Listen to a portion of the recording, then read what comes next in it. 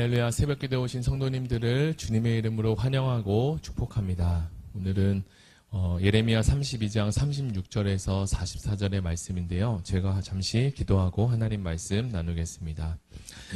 하나님 감사합니다. 오늘도 또 이른 새벽부터 주님의 말씀을 듣고자 우리가 하나님께로 나왔습니다. 주님 말씀하여 주시고 이 말씀을 통하여서 우리의 인생 가운데 어렵고 힘든 길을 지나시는 분들 가운데 하나님께서 하늘의 위로와 또 이 땅의 기름진 복이 충만하게 하여 주옵소서. 예수님의 이름으로 기도드립니다. 아멘. 네, 오늘 말씀은 예레미야 32장 36절에서 44절의 말씀으로 끝이 아니라 새로운 시작이라는 제목으로 하나님 말씀을 나누겠습니다. 제가 먼저 성경 봉독하겠습니다. 그러나 이스라엘의 하나님 여호와께서 너희가 말하는 바 칼과 기근과 전염병으로 말미암아 바벨론 왕의 손에 넘긴 바 되었다는 이 성에 대하여 이와 같이 말씀하시니라. 보라, 내가 노여움과 분함과 큰 분노로 그들을 쫓아내 보았던 모든 지방에서 그들을 모아들여 이곳으로 돌아오게 하여 안전히 살게 할 것이라.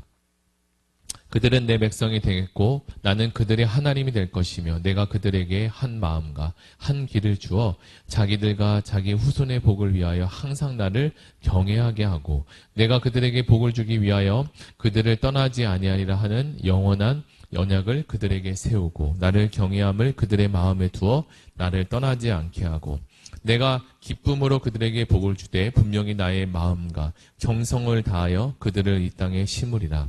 여호와께서 이와 같이 말씀하시니라. 내가 이 백성에게 이 큰 재앙을 내린 것 같이 허락한 모든 복을 그들에게 내리리라. 너희가 말하기를 황폐하여 사람이나 짐승이 없으며 갈대아인의 손에 넘긴 바 되었다 하는 이 땅에서 사람들이 밭을 사되 베냐민 땅과 예루살렘 사방과 유다 성읍들과 산지의 성읍들과 저지대의 성읍들과 네겝의 성읍들에 있는 밭을 은으로 사고 증서를 기록하여 봉인하고 증인을 세우리니 이는 내가 그들의 포로를 돌아오게 함이니라. 여호와의 말씀이니라. 아멘. 사랑하는 성도 여러분, 오늘 우리는 예레미야 32장의 말씀을 통해 하나님의 놀라운 계획과 그리고 약속의 말씀을 함께 나누기를 원합니다. 오늘도 하나님께서 우리에게 부어주시는 풍성한 은혜가 있으시기를 예수님의 이름으로 축복합니다. 우리에게 주시는 메시지는 이 예레미야 선지자를 통해 이스라엘의 백성에게 전했던 하나님의 심판과 동시에 하나님의 회복의 메시지를 담고 있습니다. 이스라엘 백성은 하나님의 언약을 어겼고 우상을 숭배하며 불의를 행하였습니다. 그 결과로 현재 바벨론에 의해 포로로 잡혀가게 되었던 것이죠. 그러나 하나님은 그들의 회복과 번영을 이제 약속하시는데요. 이 말씀을 통해 하나님의 심판과 회복의 약속이 오늘을 살아가는 우리에게 주시는 메시지가 있으시기를 소망합니다. 먼저 36절의 말씀을 보면 이런 말씀이 있는데요. 제가 한번 읽어드리겠습니다. 그러나 이제 너희가 말하기를 주께서 칼과 기근과 전염병으로 인하여 바벨론 왕의 손에 넘긴다 하는 이 성에 대하여 이스라엘 백성은 그들의 죄악으로 인해서 심판을 받아 결국은 어떻게 됐습니까? 예루살렘이 이 바벨론 왕의 손에 넘어가게 될 것이라고 예언을 하고 있어요. 이것은 하나님의 공의로운 심판을 가르칩니다. 하나님은 죄에 대해서 모른 척 또는 눈 감으지 않으시고 공의롭게 심판하시는 분입니다. 그래서 하나님은 불의를 싫어하시고 가증히 여기시는 분인데요. 그러나 여기서 중요한 거는 이 심판이 끝이 아니라는 거예요.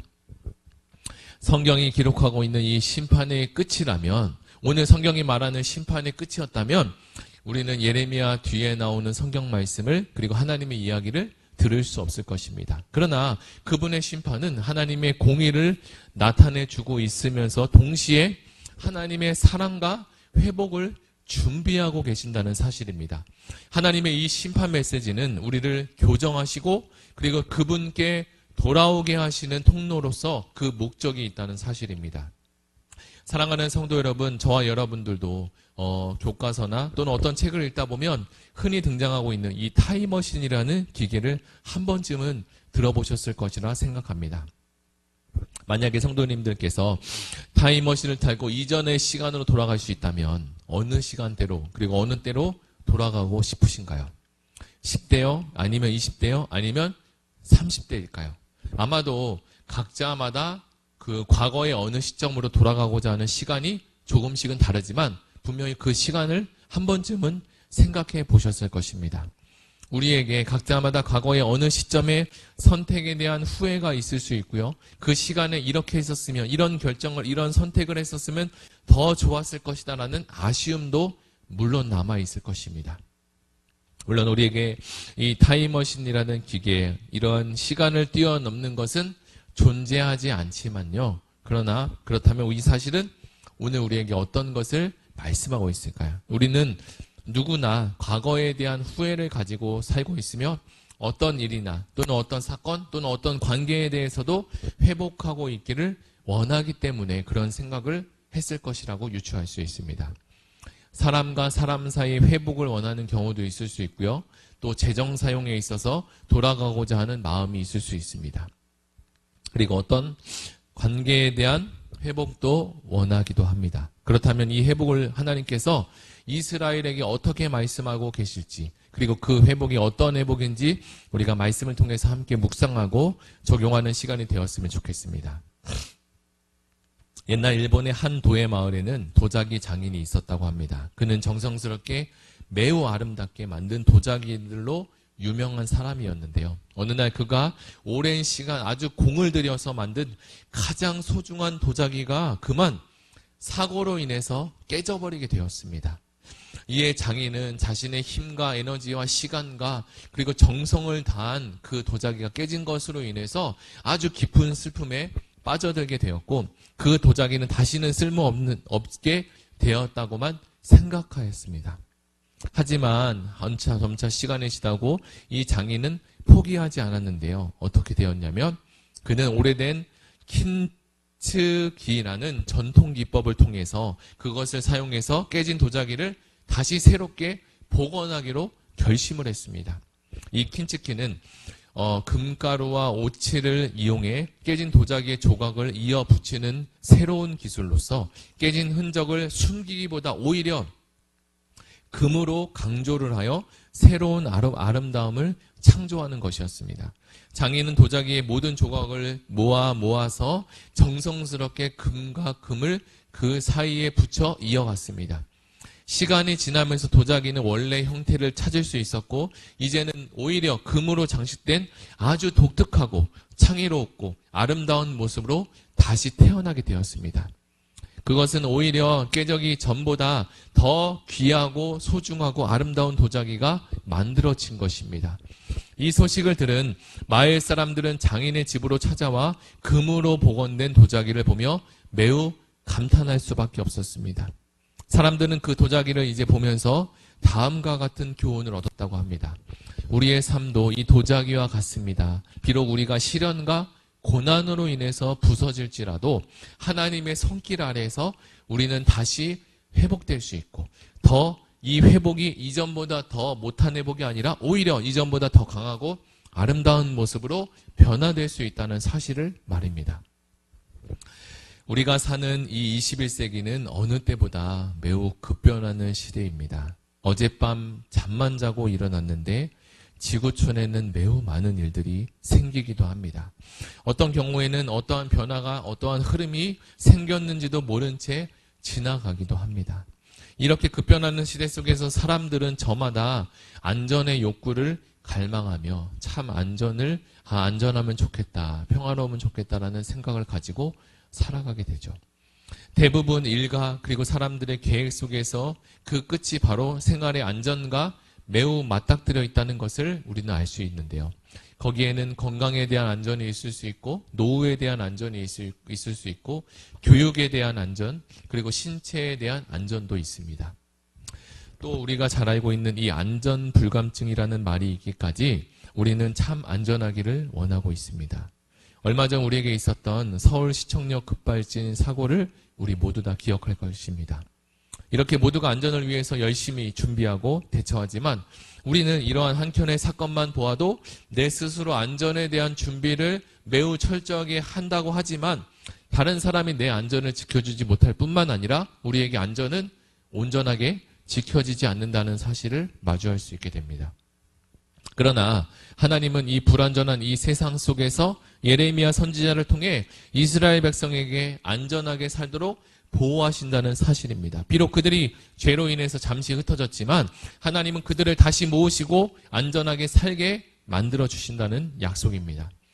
새끼 병아리가 어미 닭에게 있을 때 가장 안전한 것처럼 우리는 하나님 안에, 그리고 하나님의 말씀 안에 거할 때 가장 안전할 수 있다는 사실이죠.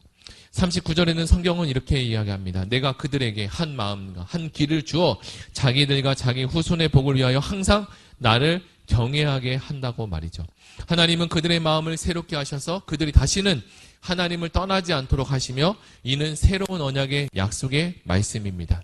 이스라엘 백성은 하나님과의 관계 속에서 매우 새롭게 살게 될 것입니다. 하나님은 그들에게 영원한 언약을 맺으시고 그들의 하나님이 될 것이라고 약속하셨습니다. 여기서 영원한 언약이라는 것은 끝나지 않고 어느 누구도 끊을 수 없는 약속을 말합니다. 저는 가끔 한 가정의 갑작스러운 큰일로 인해서 부모 없이 고아가 되어 한 아이가 미국이나 또는 다른 어느 나라로 비행기를 타고 입양하는 아이들을 본 적이 있습니다. 그 아이들이 만약 부모도 없이 계속 고아로 자란다면 얼마나 힘들고 그리고 어려운 인생을 살아갈 것인 것은 뻔한 일입니다. 그것은 생각만 해도 매우 아찔한 일입니다. 당연히 피를 나눈 친부모는 아니지만 친부모처럼 그 아이를 사랑으로 키워주고 양육한다는 것은 하나님께서 현재 이스라엘과 새로운 관계를 맺고 살아가는 것과 매우 비슷합니다. 우리는 가끔 입양한 아이들이 외국에서 잘 양육되고 건강하게 성장한 이야기도 듣게 됩니다.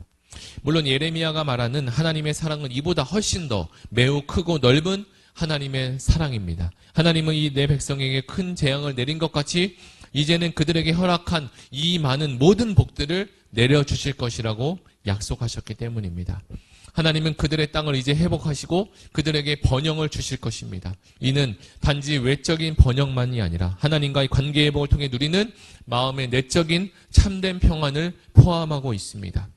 44절은 이렇게 기록하고 있는데요. 사람들이 베냐민 땅과 예루살렘 사방과 유다 성읍들과 산지 성읍들과 평지 성읍들과 남방 성읍들에서 다시 밭을 사되, 하나님은 그들이 다시는 그들의 땅을 소유하고 그 땅에서 번성할 것을 약속해 주십니다. 이는 하나님의 약속이 성취되는 매우 구체적인 모습까지도 보여주고 있습니다. 하나님의 약속은 실질적이고 매우 구체적인데요. 하나님은 그들이 다시는 그들의 땅에서 번영하게 살게 될 것이라고 재차 약속하고 계십니다. 사랑하는 성도 여러분, 예레미야 이 32장 우리에게 매우 중요한 교훈을 시사해 주고 있습니다. 하나님의 심판은 우리 죄에 대한 공의의 표현을 하셨지만 그분의 궁극적인 목적은 심판이 아니라 구원과 회복이라는 사실입니다. 우리의 죄를 회개하고 하나님께 돌아갈 때 하나님은 우리를 다시 모으시고 회복하게 하실 것입니다. 우리가 함께 읽은 예레미야 32장의 이 짧은 구절만 보아도 내가라는 단어가 무려 6번이나 등장하고 있습니다. 거의 2줄에 한 번씩은 등장하고 있는 것 같은데요. 이 회복을 우리가 우리의 힘으로 할 수 있을까요? 아니요. 이 회복의 주체는 바로 내가라고 말씀하시는 하나님으로부터 시작한다는, 출발한다는 사실입니다. 이스라엘은 자신을 스스로 고장냈지만 그들이 스스로 하나님을 떠났지만 해결과 회복은 우리가 아니라 하나님이 하신다는 말씀입니다. 사랑하는 성도 여러분, 여기서 하나님의 심판은 끝이 아니라 새로운 시작을 알리고 있습니다. 혹시 성도님 중에 하시고 있는 어떤 일들이나 계획하신 어떤 일이 동서남북 사방에서 다 막혀서 더 이상 안 되겠다, 이거는 끝났다라고 생각하며 절망 가운데 계신 분이 있다면 오늘 주시는 예레미야 말씀을 통해 함께 이 말씀을 다시 묵상하며 이 일은 끝이 아니라 하나님께서 새롭게 시작한다는 시작이라는 것을 기억하며 소망의 하나님을 붙드셨으면 좋겠습니다. 우리는 하나님의 약속을 끝까지 신뢰하며 그분의 말씀에 순종하며 살아야 합니다. 하나님의 사랑과 자비는요, 우리의 모든 죄를 덮으시고 우리를 새롭게 하시기에 충분하십니다. 우리가 하나님과의 관계를 회복하고 그분의 은혜 안에 거하며 살아갈 때 우리는 참된 평안과 번영을 누리게 될 것입니다. 이 약속의 말씀을 마음에 새기며 우리의 삶에서 하나님의 관계가 회복되고 그분의 약속을 신뢰하며 나아가시기를 바랍니다. 하나님 우리를 사랑하시고 우리를 회복하시기를 원하십니다. 그분의 말씀을 의지하며 오늘도 주님 안에서 참된 평안과 번영을 누리시는 우리가 되기를, 우리 모두가 되기를 예수님의 이름으로 축원합니다.